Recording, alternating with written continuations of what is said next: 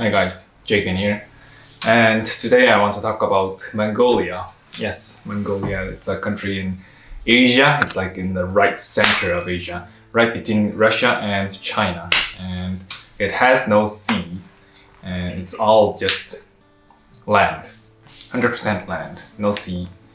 And yeah, I lived in Mongolia for over, I would say, 18 years because I was born in South Korea, but my parents went to Mongolia when I was 4, and I had no choice but to follow them. It wasn't like bad or anything, but it is what it is. And I lived in Mongolia for most of my childhood, all my teenage years, and through some of my adult life. So yeah, I know a bit about Mongolia. And today I want to tell you about the realities of Mongolia and what kind of a country it is. So the first point I want to make about Mongolia is that it's really, really cold. Yes, it's a cold country. The winter starts around from September, I would say. September is still kind of warm in some days, but you can expect snow from September. In October, it definitely gets way colder. And then November, December, January, February, March, April. Yeah, all up till May, I would say, you have snow. It will get warmer between April and May, but you still can have snow in May. So it's a cold country, and it goes up till minus 40, 50 degrees Celsius.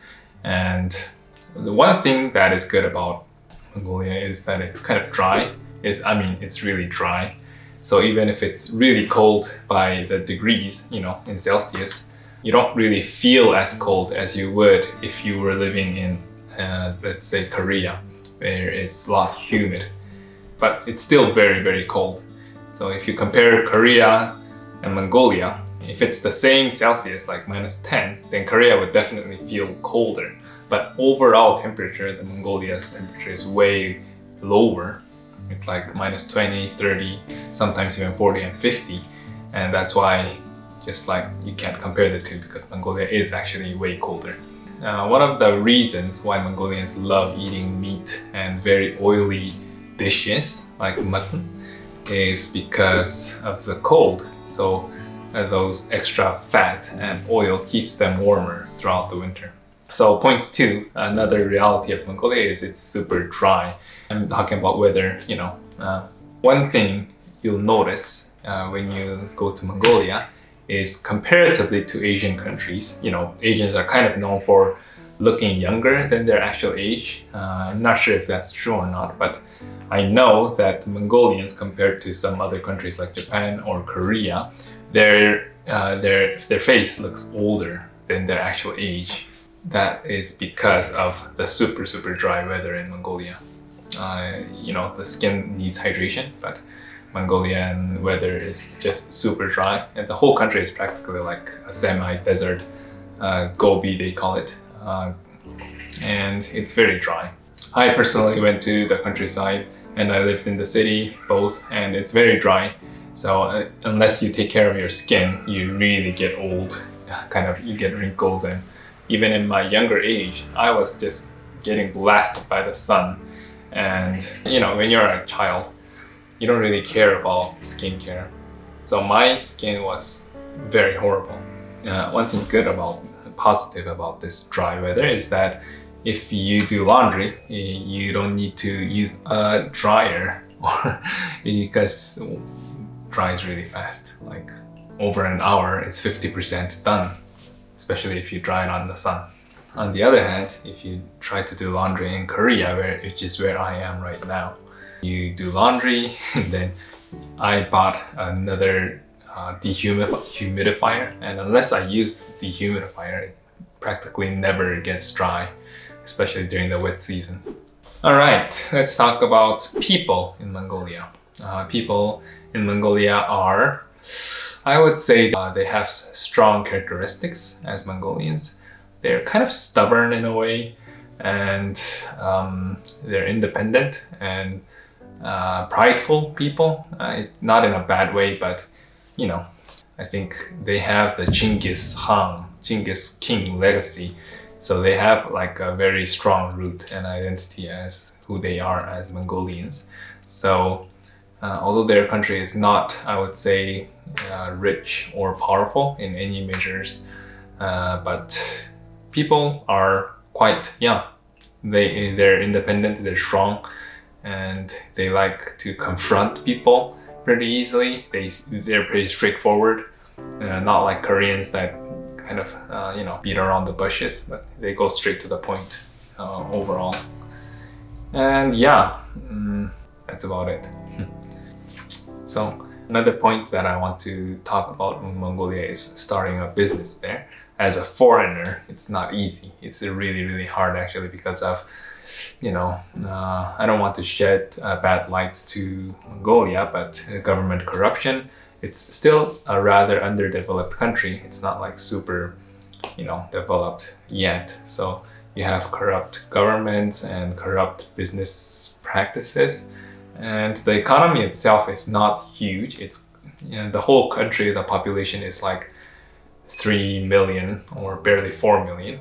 So yeah, the economy is not that big, and their main source of economy is mining companies. They have huge mining companies, but even then, the government were kind of restricting foreign investments into their mining companies because they were fearful of less control over their nation.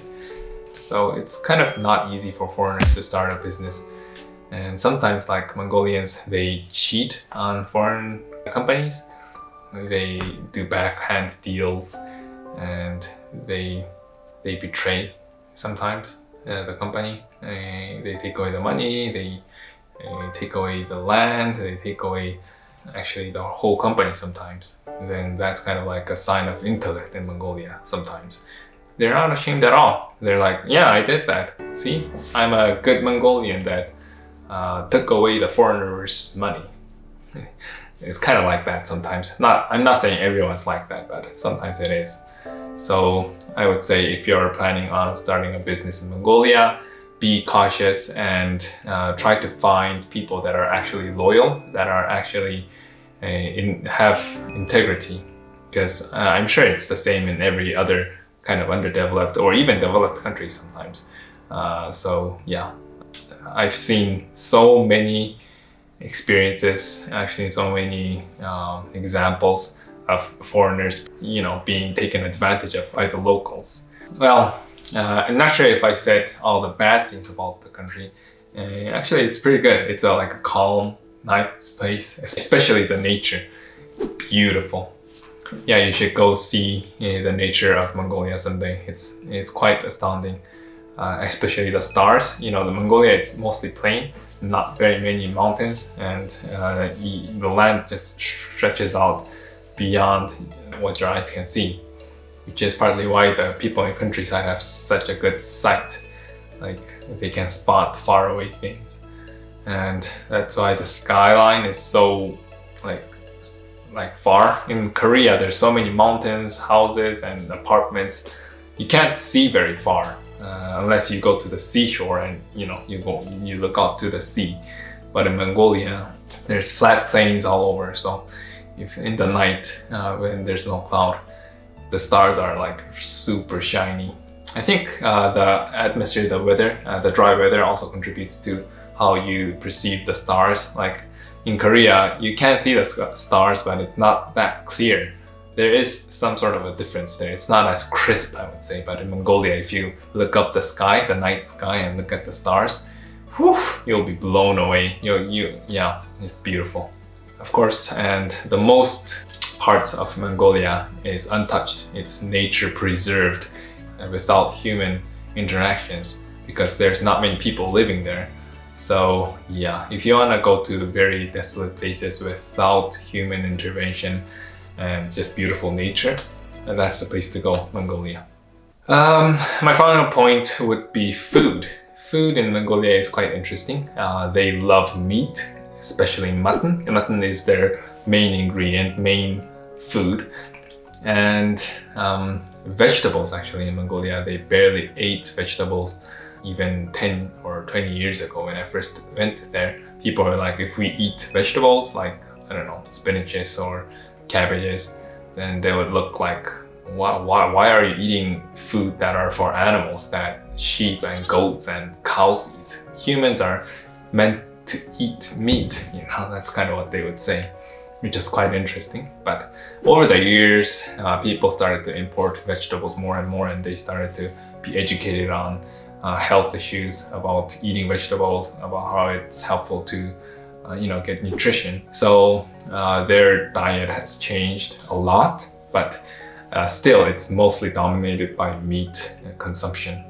So yeah, if you go to Mongolia, for many foreigners, I think they would not be able to tell the difference between the different dishes in Mongolia, because it's all mutton.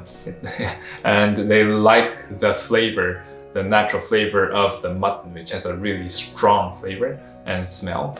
So for foreigners, every dish of Mongolian dish is made of mutton, practically. So every dish might taste the same, if you know what I mean. But if you live there long enough, and if you get to know the flavor and taste of mutton, then you would start to appreciate, the different flavors and how they make their dishes. And yeah, I think I was pretty small when I went there, so I got used to it pretty quick. But I've seen many foreigners that it's kind of like it's either they really like mutton or they really don't like mutton. Yeah. So yeah, that's the 7 points about Mongolia and what I felt and what I've seen in Mongolia and the realities of Mongolia. I hope you enjoyed this session, and if you want to know more about Mongolia, I can explain more. So that's it, guys. Thank you for tuning in, like and subscribe, and see you again.